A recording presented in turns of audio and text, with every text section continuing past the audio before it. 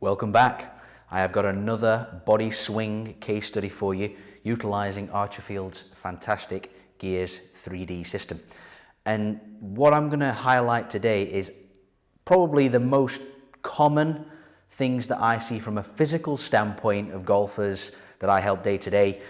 And that gets me thinking, this is probably going to be some very useful insight for your own game. Let's take a look.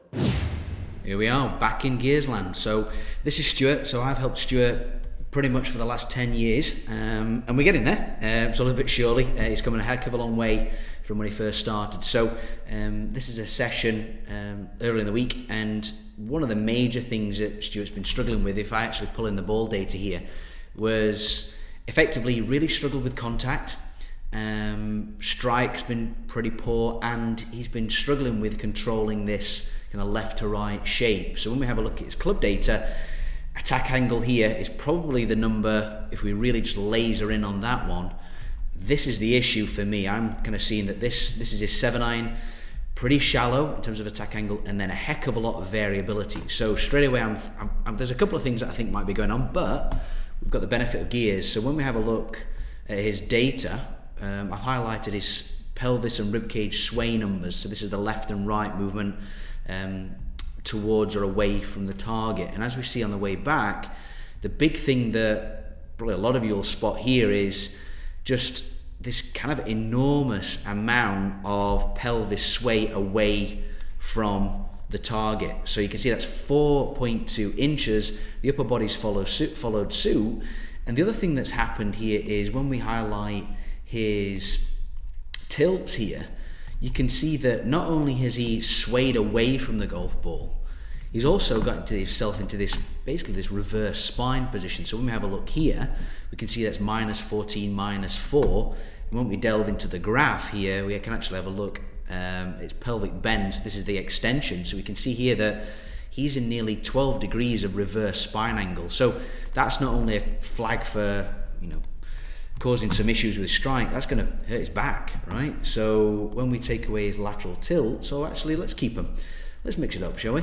So on the way down, what happened is that basically his lower body goes towards the target, but the upper body is almost like a seesaw. It's kind of going away from it.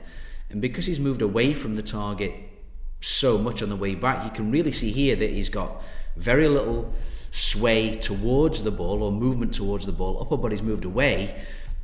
So he's basically hanging back here. And the other thing that the eagle eye amongst you will spot you is this kind of chicken wing movement. So his left arm here is really quite bent. So if we think about the line of travel here of the golf club, it's coming down, it's then coming up. So no wonder he's struggling for his strike, right? He's kind of seesawing left and right with his lower body, not really rotating. Upper body's leaning back. So we've got sway, reverse spine, hang back, and chicken wing. All right, so there's quite a bit going on. So, right, how do we help? Let's take a look. Okay, so the all-important question here is, how do we improve his strike? First thing I always like to do is we need to check physically what's happening. So if you tuned in last week, mentioned that the lower quarter test is usually my first protocol. So what that means is I'm getting everybody to balance kind of on their left and right leg, seeing how much they can turn in or out of those lower quarters. 60 degrees is what we want, both legs, both ways. Usually not the case. As I said earlier on, 90% of the people that I see is probably going to be about 35 to 30 degrees, maybe even 20, because it's not a natural movement, right? The other big thing that we checked with Stuart was his external shoulder mobility or rotation. So what that involves is standing kind of upright, getting your arms at 90 degrees. So I'll go left first here, and then just seeing how far that wants to rotate back. So when we have a look from the kind of side-on view here, hopefully you can see there that as I go back, you can see that ideally we want to go beyond kind of spine angle, but Stuart, like myself, we get to about spine angle. So that's kind of a big deal when we think about, right, well, if the shoulder doesn't want to move, what's going to compensate? Well, it's probably going to be the elbow, and it's probably going to be the wrist.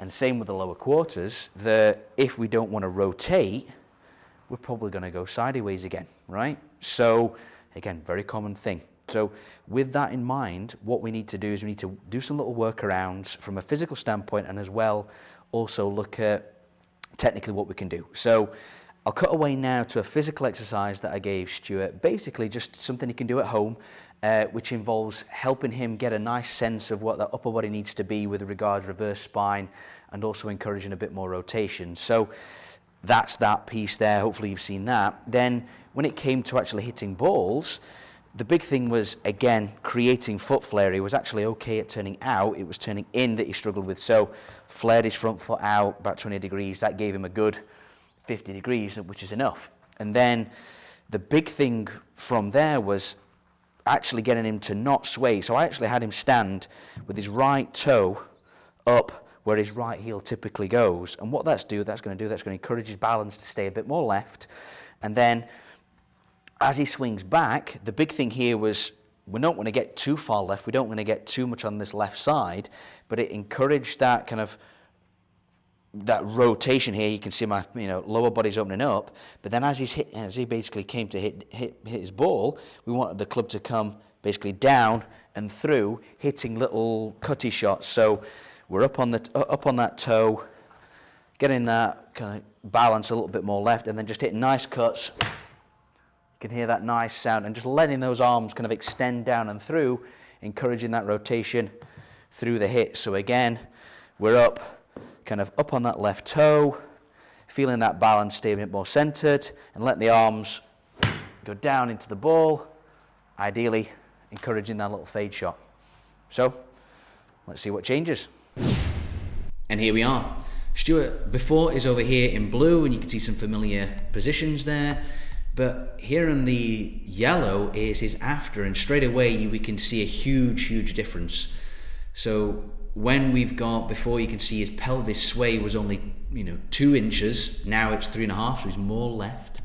Upper body is way more left, so they're nicely working together. And straight away you can see that when we kind of go back to the top of the backswing, albeit these are slightly curtailed swings, you can really see the change here. So pelvis sway is down from -4 to 1.2. Upper body's kind of on top of that. And the huge thing from a safety standpoint was just see how we've reduced that tilt towards the target. So when we actually have a look at that from a torso bend standpoint, so when we take away the other lines here, what we can see is, if I can get my graph right, there it is, here we go. Huge change there. So blue, it was 12 degrees if you remember, now is the other way. It's nearly 14 degrees the other way. So it's going to really exaggerate that torso positioning for him, which is a huge thing when it comes to safety. So not only have we taken away that tilt element, we've also reduced the sway. Now the last part of the piece was, and hang back, we're reducing that, there we go, we've got 3 there. So now we've got the last piece of the puzzle, which was his chicken wing. So when we go here, we go into impact, and we actually look at impact, again I've got a graph for this, ladies and gents. So when we have a look at his elbow angles, now there you go, there's something you didn't know existed. When we actually have a look there at the actual number, we can really see here, we can hopefully zoom in, that at impact we can see there his left elbow before was 32 degrees bent, now it's 18.5, and then his right was 37 or 36, it's now 23. So basically his arms are straighter, right? He's not chicken wing. And when we actually have a look at the visual there, we can see that quite clearly, that as he's coming through, his torso's in a much better position on the way through, lower body's in a better position. You can see there that all of a sudden, wow, that's going to change things pretty significantly. So we're reducing injury, we're in better positions, and all importantly, we're improving that strike. So as I wheel in the TrackMan data, you can see there now, much better attack angle, so hitting down much more, and look at his standard deviation or his consistency. Huge change. That's a win. Tick in the box. Love it. So there you go. Another one in the books. Reducing the risk of injury, improving strike, happier golfer. Love it.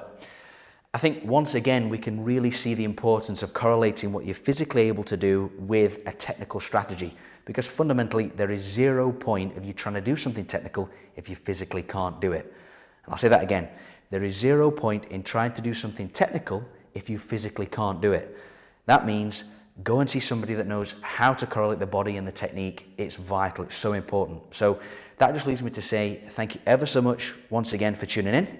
Really appreciate it. Please subscribe to the channel and also let me know if there's anything that you'd like me to cover. Love doing this. Thanks for watching. See you soon.